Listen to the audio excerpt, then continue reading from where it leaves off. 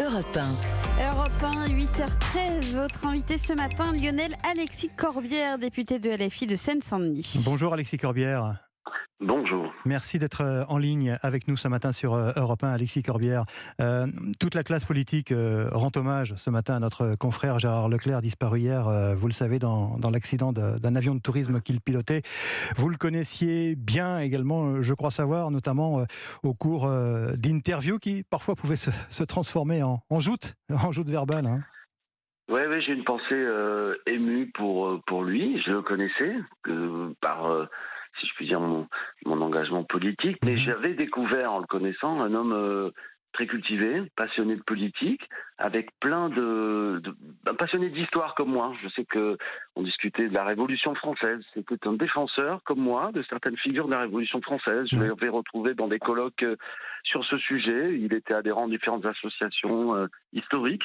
Il était joueur de rugby aussi, il participait aux 15 parlementaires. J'ai encore des images de lui avec nous, avec un casque de rugby sur la tête, après que vous avez partagé de sur les 70 réseaux ans. sociaux d'ailleurs. Ouais, ouais. Exactement, parce que je voulais rappeler cet aspect-là. Il était engagé, et voilà, et puis très chaleureux. Il avait un grand rire comme ça. Je pense à lui, je pense à Julie, qui était dans votre maison Europe 1 pendant de nombreuses années. Je sais que ça s'est peut-être pas terminé très bien avec votre radio, mais elle fait partie de l'histoire d'Europe 1, tout comme Gérard Leclerc. D'ailleurs, je crois qu'il avait commencé chez vous. Donc c'est triste. Il faut penser aussi aux deux personnes qui l'accompagnaient. C'est un choc.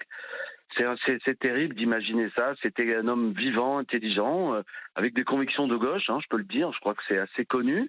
Et c'est triste. Il était précis, rigoureux.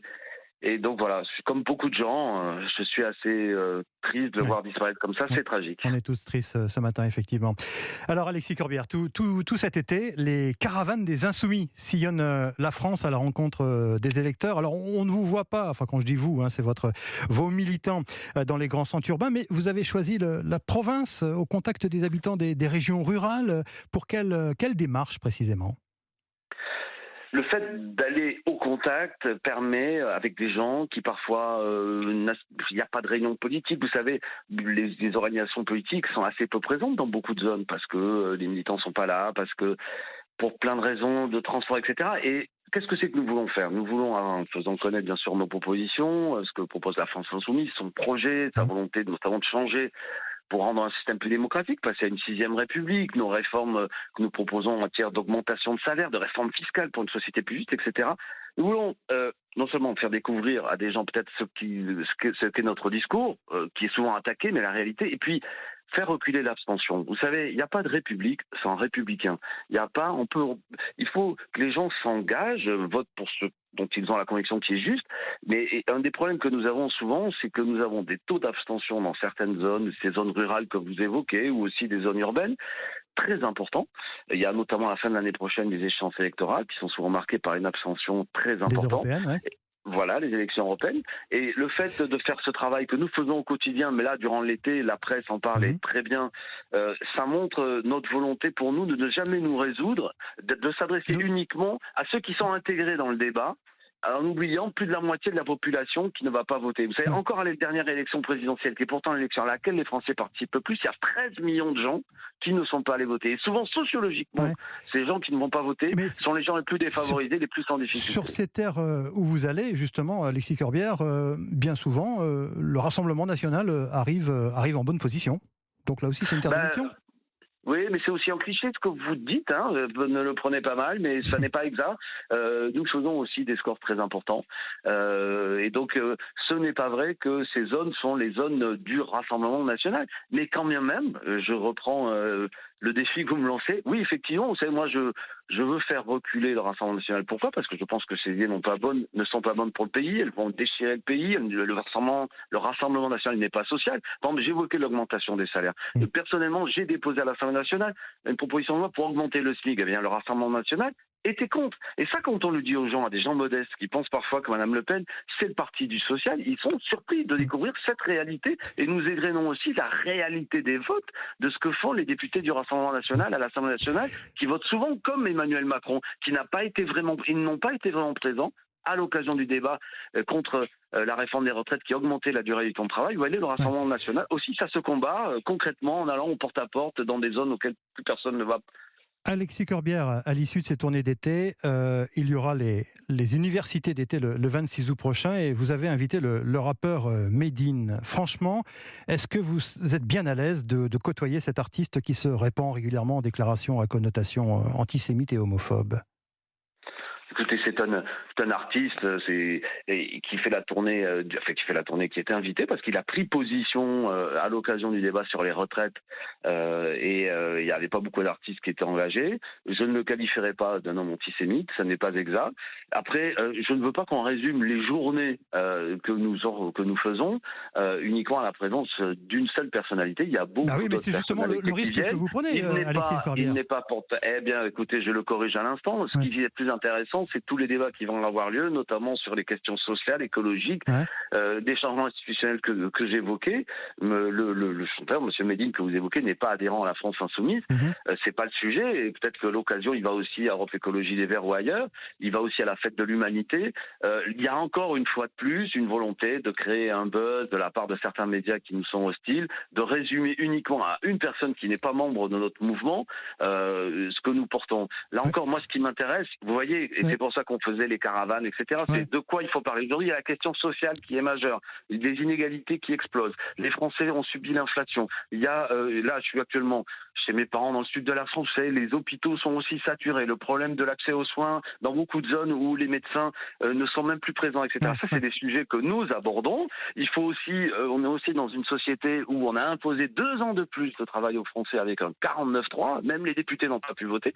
Ça, c'est des sujets que nous abordons et essayons de ne pas avoir d'un seul coup un débat sur une personnalité qui est commentée pour nous être hostile. Ça risque malgré tout de polluer vos universités d'été, peut-être même à la grande désolation de vos militants, Alexis Corbière. Eh bien, parlons des sujets importants. Vous voyez, parlons du social. Est-ce qu'il faut augmenter les salaires ? Oui, je suis favorable. Est-ce qu'il faut passer une 6e République ? Oui, j'y suis favorable. Les difficultés d'accès à l'eau que nous avons constatées cet été sont aussi des conséquences politiques de décisions qui ont été prises, qui visent parfois à capter l'eau qui est de plus en plus rare, au profit parfois de certaines grosses exploitations et pas des agriculteurs qui en ont besoin, etc. Ça, c'est des sujets auxquels, vous voyez, autre sujet, je voyais en attendant votre coup de fil, qu'encore la famille Arnault a bénéficié cette année de 2,9 milliards supplémentaires de dividendes importants qui lui revient dans son patrimoine. C'est des inégalités très fortes qui explosent alors que les Français, eux, sont en difficulté. Il faudrait une meilleure répartition de richesses pour que tous nous vivions mieux. On avance un peu, si vous le voulez bien, Alexis Corbière. Les élections européennes de l'an prochain, est-ce que vous avez fait votre deuil d'une liste d'union de toutes les forces de gauche, sachant que les Verts et le Parti communiste n'en veulent pas ? Il faut l'union, il la faudrait à l'occasion de ces élections européennes. Moi, je suis favorable effectivement à ce que la NUPES, cette alliance que nous avons fait aux élections législatives, continue. Et ce qui est important, c'est qu'on ne se déchire pas totalement à l'occasion d'une décision stratégique sur une élection particulière. Ça reprend le chemin, malgré tout. Mais donc c'est pour ça que ce qui est important, c'est le grand rendez-vous aussi, c'est l'élection présidentielle et ce qui suit. Moi, ce qui m'intéresse, c'est que l'union continue au moment le plus important, qui est le moment décisionnel de qui impulse et qui décide de la vie politique du pays. Les élections européennes ne sont pas structurantes, si je puis dire. Bien sûr que c'est important, mais c'est une élection à un tour, proportionnelle, etc. Il eût été plus efficace d'avoir une liste commune parce il faut toujours d'ailleurs, faut pas abandonner cet objectif, se fixer l'objectif d'être en première position, que nous soyons la première force d'opposition à Macron, première force nationale. Le débat va continuer, mais moi surtout, je pense qu'il ne faut pas que ce soit argument, le fait si nous n'y arrivions pas, argument à ce que désormais la NUPES n'existe plus. L'union est en combat, c'est une vieille expression. À l'Assemblée nationale. Non, mais je le souhaite pas. Et puis c'est pas le cas. J'imagine que vous ne le souhaitez pas.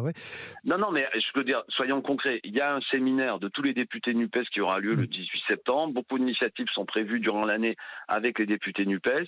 La chronique de la mort annoncée de la NUPES est fausse, même si, ce que je regrette si finalement ça ne change pas, il est possible que nous ne soyons pas ensemble aux élections européennes. Un dernier mot. Vous avez récemment interpellé le gouvernement, si mes informations sont exactes, pour que les 45 000 bénévoles qui seront sollicités pour l'organisation des Jeux Olympiques l'an prochain ne le soient plus justement bénévoles, mais au contraire rémunérés. Pourquoi ?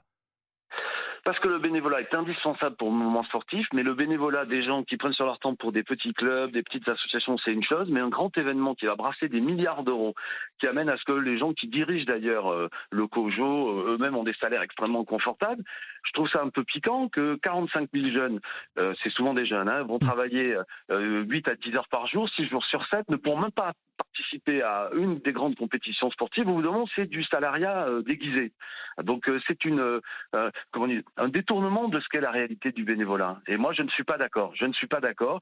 Je pense que quand il y a de tels investissements, que vous avez des grandes marques de boissons gazeuses, je ne vais pas les citer, qui vont faire des profits, des grands équipementiers sportifs qui vont faire encore plus de profits parce que vous avez la lumière médiatique des Jeux Olympiques, il n'est pas normal que tous les gens qui vont travailler rudement pendant 15 jours ne soient pas du tout rémunérés. Je répète, c'est un détournement de l'esprit du bénévolat. On a besoin du bénévolat. Je pense à tous les clubs qui fonctionnent grâce aux gens qui se lèvent le matin, souvent des parents ou des gens à la retraite, etc. Mais là, c'est pas bien. Donc, je crois que c'est du travail dissimulé. Le code du travail, ça existe dans ce pays. Et quand on fait travailler les gens pendant 15 jours avec des cadences quand même assez soutenues, eh bien, on les rémunère. Merci Alexis Corbière. On verra si cet appel est entendu par le comité d'organisation des Jeux Olympiques de Paris l'an prochain. Merci Alexis Corbière d'avoir été en ligne ce matin sur Europe 1. Excellente journée à vous.